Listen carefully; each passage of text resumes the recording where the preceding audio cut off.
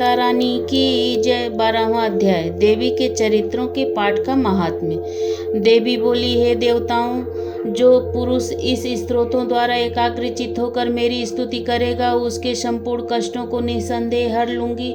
मधुकैटभ के नाश, महिषासुर का वध और शुंभ तथा निशुंभ के वध की जो मनुष्य कथा कहेंगे, मेरे महात्म्य को अष्टमी, चतुर्दशी व नवमी के दिन एकाग्रचित्त होकर भक्ति पूर्वक सुनेंगे, उनको कभी कोई पाप न रहेगा।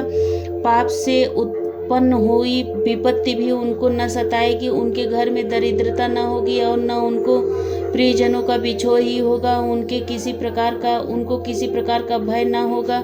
इसलिए प्रत्येक मनुष्य को भक्ति पूर्वक मेरे इस कल्याणकारक महात्म्य को सदा पढ़ना और सुनना चाहिए। मेरा यह महात्म्य महामारी से उत्पन्न हुए संपूर्ण उपद्रवों को एवं 3 प्रकार के उत्पातों को शांत कर देता है। जिस घर व मंदिर में या जिस स्थान पर मेरा यह स्तोत्र विधि पूर्वक पढ़ा जाता है, उस स्थान का मैं कभी त्याग नहीं करती और वहाँ सदा ही मेरा वास रहता है। बलिदान, पूजा, होम तथा महोत्सवों में मेरा यह चरित्र उच्चारण करना तथा सुनना चाहिए। ऐसा हवन या पूजन मनुष्य चाहे जानकर बिना जाने करे, मैं उसे तुरंत ग्रहण कर लेती हूँ। और शरद काल में प्रत्येक वर्ष जो महापूजा की जाती है, उनमें मनुष्य भक्ति पूर्वक मेरा यह महात्म्य सुनकर सब विपत्तियों से छूट जाता है और धन धान्य तथा पुत्रादि से संपन्न हो जाता है। और मेरे इस महात्म्य व कथाओं इत्यादि को सुनकर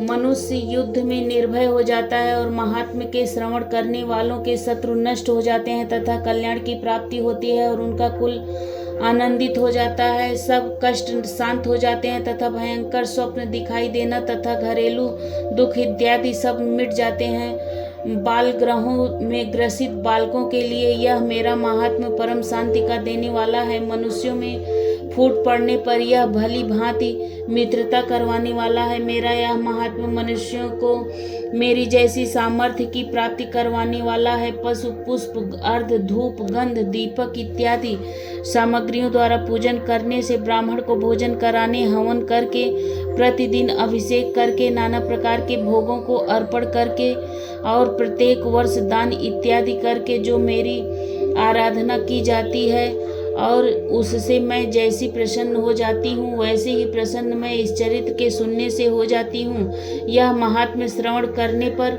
पापों को हर लेता है तथा आरोग्य प्रदान करता है। मेरे प्रादुर्भाव का कीर्तन दुष्ट प्राणियों से रक्षा करने वाला है, युद्ध में दुष्ट दैत्यों का संहार करने वाला है। इसके सुनने से मनुष्य को शत्रुओं का भय नहीं रहता। हे देवताओं, तुमने जो स्तुति की है अथवा ब्रह्मा जी ने जो मेरी स्तुति की है, वह मनुष्यों को कल्याणमयी बुद्धि प्रदान करने वाला है। वन में, सूने मार्ग में अथवा दावा नल से घिर जाने पर, वन में चोरों से घिरा हुआ, शत्रुओं तथा शत्रुओं द्वारा पकड़ा हुआ, जंगल में सिंहों से, व्याघ्रों से या जंगली हाथियों द्वारा छिपाया पीछा किया हुआ, राजा के क्रुद्ध हो जाने पर, मारे जाने के भय से, समुद्र में नाव के डगमगाने पर, भयंकर युद्ध में फंसा हुआ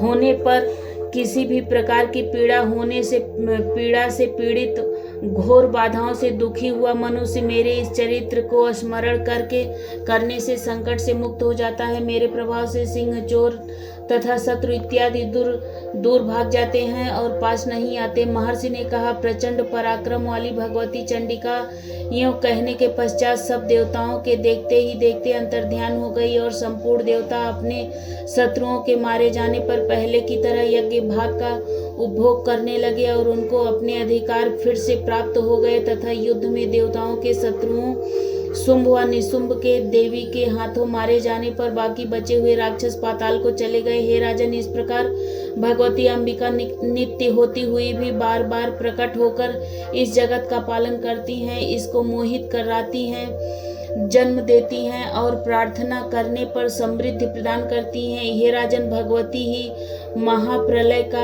प्रलय के समय महामारी का रूप धारण करती हैं और वही संपूर्ण ब्रह्मांड में व्याप्त हैं और वही भगवती समय समय पर महाकाली तथा महामारी का रूप बनाती हैं और स्वयं अजन्मा होती हुई भी सृष्टि के रूप में प्रकट होती हैं।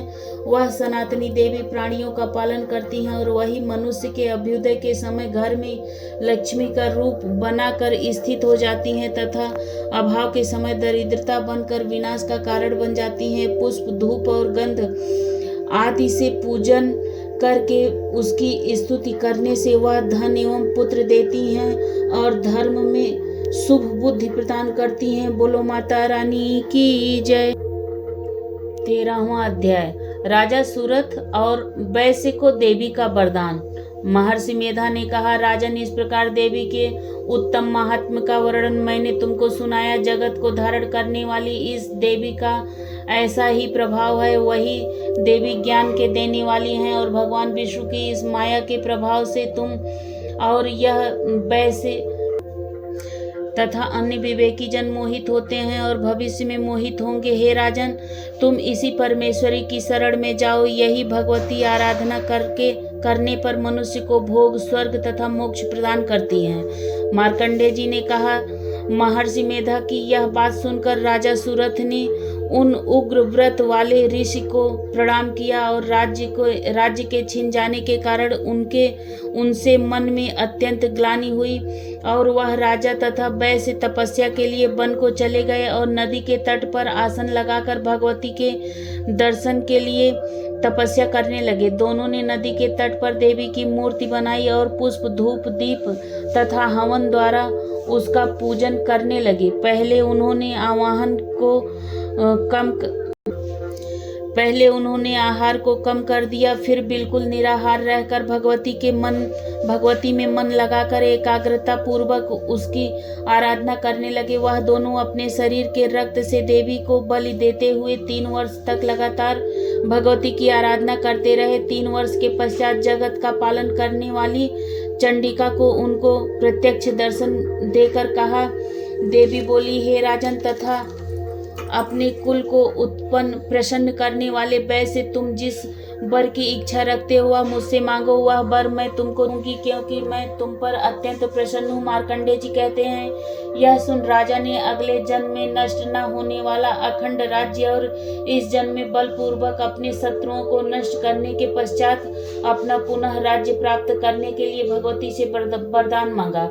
और वैश्य ने भी, जिसका चित्त संसार की ओर से विरक्त हो चुका था तथा अतः वह भगवती से अपनी ममता तथा अहंकार रूप आसक्ति को नष्ट कर देने वाले ज्ञान को देने के लिए कहा। देवी ने कहा, हे राजन, तुम शीघ्र ही अपने शत्रुओं को मारकर पुनः अपना राज्य प्राप्त कर लोगे। तुम्हारा राज्य स्थिर रहने वाला होगा।